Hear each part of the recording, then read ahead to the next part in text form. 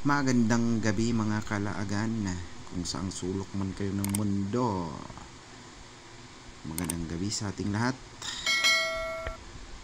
Yung mga bago pa lang sa ating channel dyan, baka naman pahinging subscribe bilang suporta sa ating channel.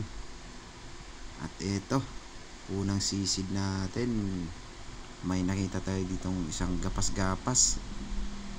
Maliit pa pero okay na to, pang sabaw. Goods na. Kinong tinira ko, ayun, nakaalpas sa tiyan yung tama, kaya nakawala. At ito, pangalawang sisid natin, ayun, sa pool. Goods na to, pang sabaw.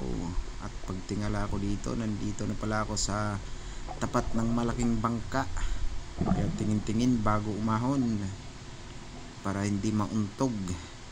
At dito may hinanap ako ditong lapu-lapu, yun, usuno, kaso nung pagbaba ko ay hindi ko na nakita kung saang butas na yung sumiksik, kaya move on.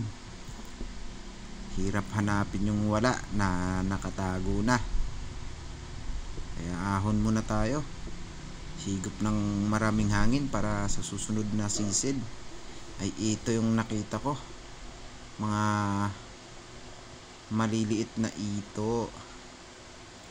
Kaya for the eyes only muna tayo dito dahil maliliit pa sila.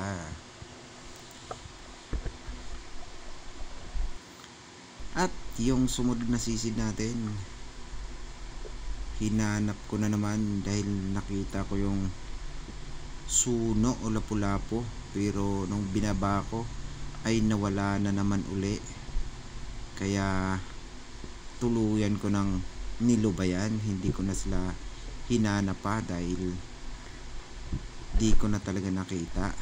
At dito nasalubong ko yung kabady ko, ay yung mga kasama ko pala nung una. Ito, ang laki ng huli niya, isang cuttlefish o kulambuta naman kung tawagin sa amin dito. At yung sumunod na sisid, akala ko malaking isda na, ito pala malaking butete ang aking nakita. Makakain naman to, pero tanging mga eksperto lamang ang pwedeng magluto nito dahil nakakamatay to, nakakalason, kaya bawal sa atin to. At yung sumunod na sisid, ito yung nangyari, oh, ganun pa rin ang laking butete. Nakain naman daw ito, sabi ng kasama ko nung buhay pa siya.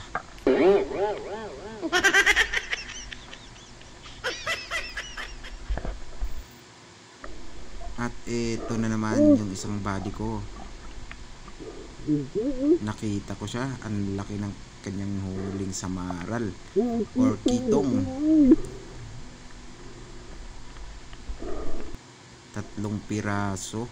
At may nakita ako ditong maliit na moray eel, o kung sa Bisaya naman ay tawag dito ay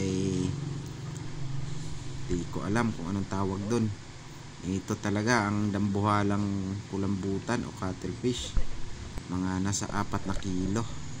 At ito may dinala pa siyang isang tagutungan o pufferfish.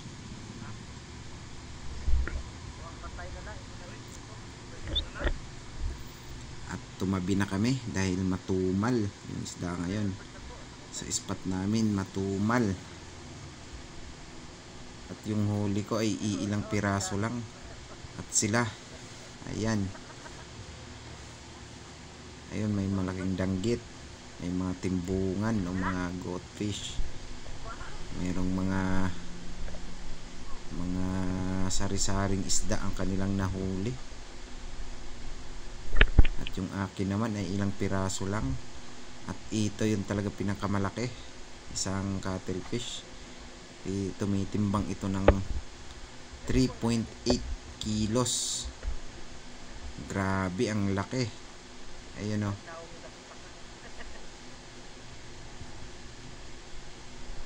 Sa mga hindi pa pala nakapag-subscribe dyan, baka naman bilang suporta po sa ating channel, malaking tulong na yun.